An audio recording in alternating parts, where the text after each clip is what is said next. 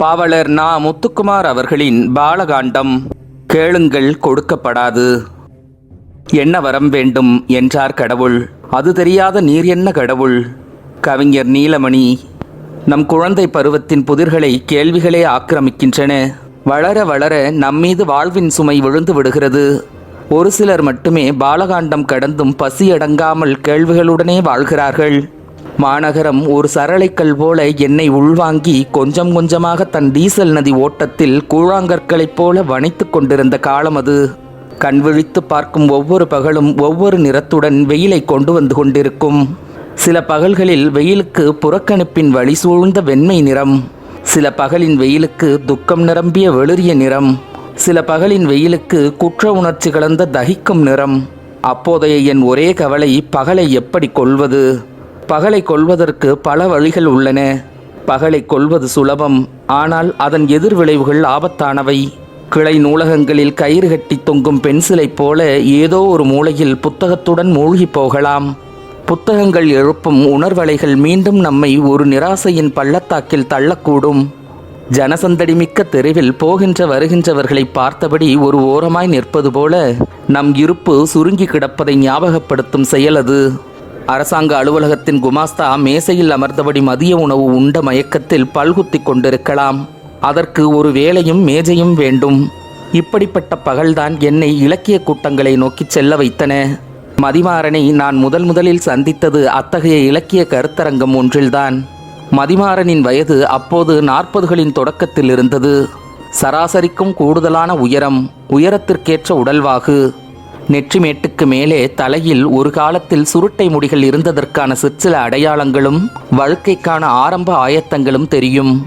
அந்த கூட்டத்தில் நான் மிகவும் மதிக்கும் எழுத்தாளர் ஒருவர் பேசிக்கொண்டிருந்தார். வாழ்க்கை ஒரு நதியாக ஓடிக்கொண்டிருக்கிறது என்று அந்த எழுத்தாளர் பேசிக்கொண்டிருந்த போது, எந்த பக்கம் ஓடுது என்று ஒரு குரல் அரங்கத்தில் கேட்டது. எல்லாரும் குரல் வந்த திசையை பார்க்க வெள்ளை ஜிப்பாவில் கைவிட்டபடி மதிமாறன் எழுந்து நின்று, எந்த பக்கம் ஓடுது என்று திரும்பவும் கேட்டார். எழுத்தாளர் பேச்சை நிறுத்திவிட்டு மதிமாறனை பார்க்க ஒரு கணம் அரங்கத்தில் ஆழ்ந்த அமைதி. எதிர்காலத்தை நோக்கி என்றார் எழுத்தாளர். மதிமாறன் அந்த பதிலை கேட்ட மாதிரி தெரியவில்லை. அதற்குள் அடுத்த கேள்விக்கு தாவிவிட்டார். கிரிக்கெட்டில் இந்தியா தோத்ததை பற்றி என்ன நினைக்கிறீங்க?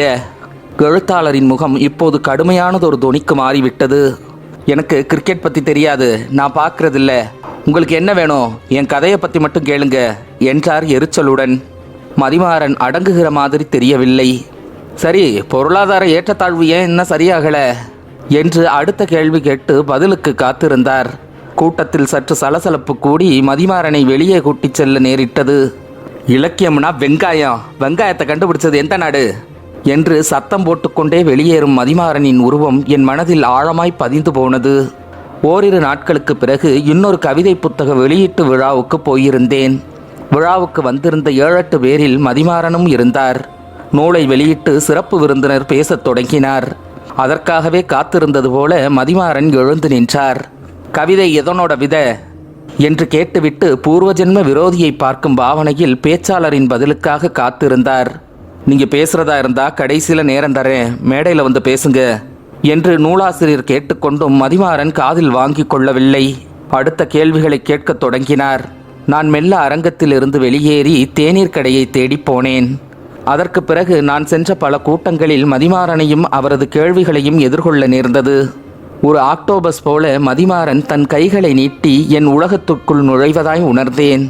இலக்கிய கூட்டங்கள் மட்டுமல்லாமல் அரசு விழாக்கள், பல்கலைக்கழக கருத்தரங்கங்கள், வணிக நிறுவனங்களின் இலக்கிய பங்களிப்புகள் என எந்த கூட்டத்திற்கு சென்றாலும் மதிமாறன் கேள்விக்கணைகளுடன் அங்கு இருந்தார். என் மனசாட்சியின் இன்னொரு உருவம்தான் மதிமாறனோ என்று நான் பயந்ததும் உண்டு.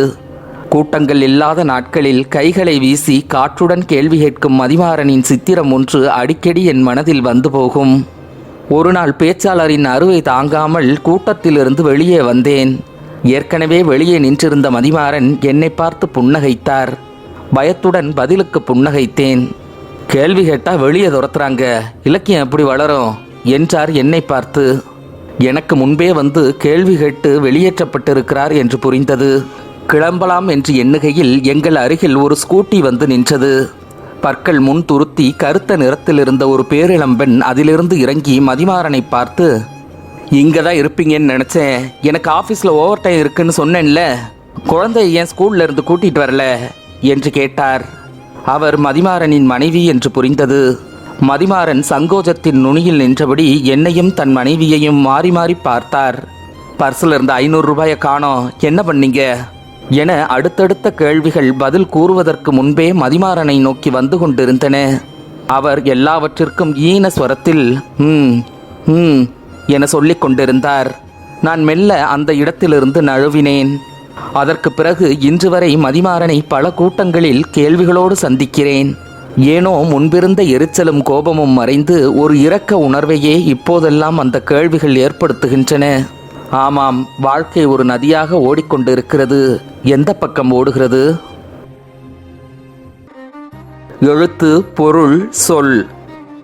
காதலை காதல் என்றும் சொல்லலாம். பூமா ஈஸ்வரமூர்த்தி. குழந்தைகள் ஒவ்வொன்றுக்கும் புது புது பெயர்களை கண்டுபிடிக்கிறார்கள்.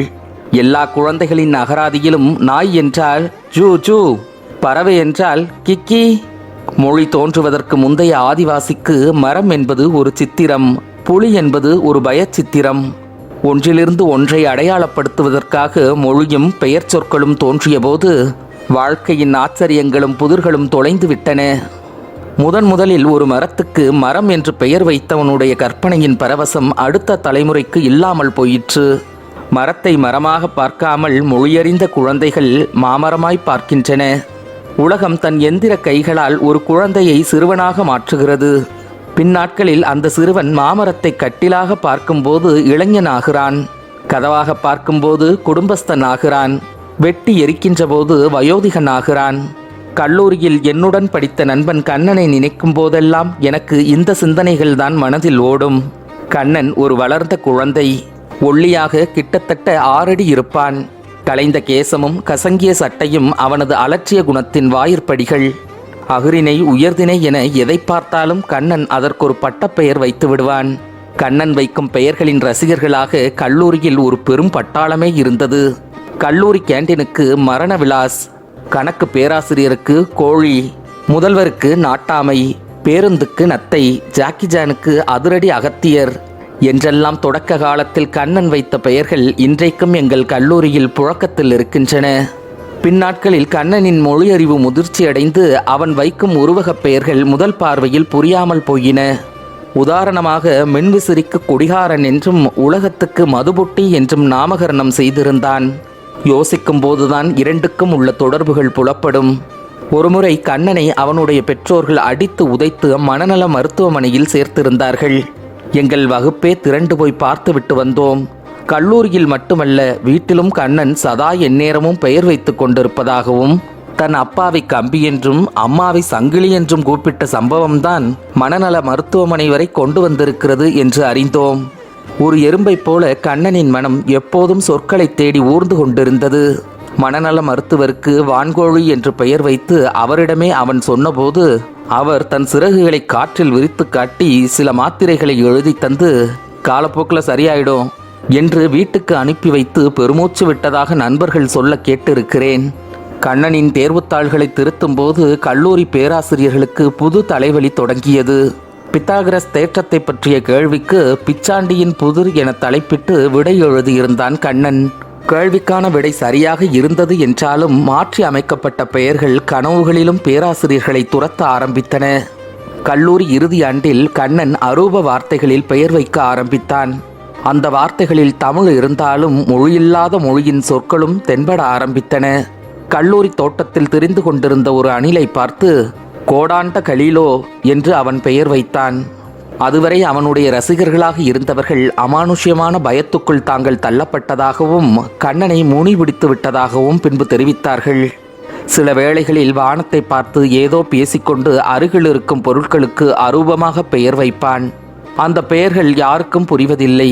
கடவுளின் மொழி யாருக்கு புரியும்? நகரிலேயே பேரழகியான ஒருத்தியை கண்ணன் தெம்பித்தா என்று அழைத்தபோது ஏதோ கெட்ட வார்த்தையில் திட்டுகிறான் என்று எண்ணி அவள் செருப்பால் அடித்து சத்தம் போட்ட நாளில்தான் கண்ணனின் கல்லூரி வாழ்க்கை முடிவுற்றது. அதற்கு பிறகு அவனை சந்திக்கும் சந்தர்ப்பங்கள் குறைந்து நான் மேற்படிப்புக்காக சென்னைக்கு வந்துவிட்டேன். விடுமுறையில் ஊருக்கு சென்றபோது கண்ணனை பற்றி விசாரித்தேன். இராணுவத்தில் சேர்ந்து விட்டதாக நண்பர்கள் மூலம் பதில் வந்தது. இதெல்லாம் நடந்து முடிந்து 10 வருடங்களுக்கு பிறகு உலக திரைப்பட விழாவுக்காக டெல்லி சென்றிருந்தேன். ஈரானிய படம் ஒன்றை பார்த்துவிட்டு அந்த படம் எழுப்பிய அதிர்வலைகளுடன் உப்கர் திரையரங்கு பக்கத்தில் இருக்கும் ஒரு சர்தார்ஜி ஹோட்டலில் தந்தூரி ரொட்டிக்காக காத்திருந்த போது தற்செயலாக கண்ணனை சந்தித்தேன். எனக்கு அவனை அடையாளம் தெரியவில்லை. கன்னம் உப்பி போய் தொப்பை விழுந்து பஞ்சாபிகளைப் போல சிவந்திருந்தான். இராணுவத்தில் அலுவலக பிரிவில் வேலை பார்ப்பதாக சொன்னான். துப்பாக்கிகளுக்கும் தந்தூரி ரொட்டிகளுக்கும் என்ன பெயர் வைத்தாய் என கேட்க நினைத்தேன். பெயர் வைக்கும் குணத்தையே மறந்துபோய் டெல்லியின் குளிர் பனியை பற்றி கவலைப்பட்டு கொண்டிருந்தான். கடைக்கு வெளியே காரில் இருந்த ஒரு பெண்ணை தன் மனைவி என்றும் அங்கிருந்த 3 வயது பையனை தன் மகன் என்றும் அறிமுகப்படுத்தினான். அந்த 3 வயது பையன் என்னை பார்த்து புன்னகைத்தபடி தாடிதா தக்கதா என்றான். ஒரு கணம் கண்ணனும் நானும் ஸ்தம்பித்து விட்டோம். நிச்சயம் அது ஹிந்தி வார்த்தை இல்லை. கண்ணனின் மகன் எனக்கு வைத்த பட்ட பெயர். அது மழலை சொல் என்று மாற்றி நினைத்து திருப்தி கொள்கிறது மனசு. பாவலர் நா. முத்துக்குமார் அவர்களின் பாலகாண்டம் தொடரும்.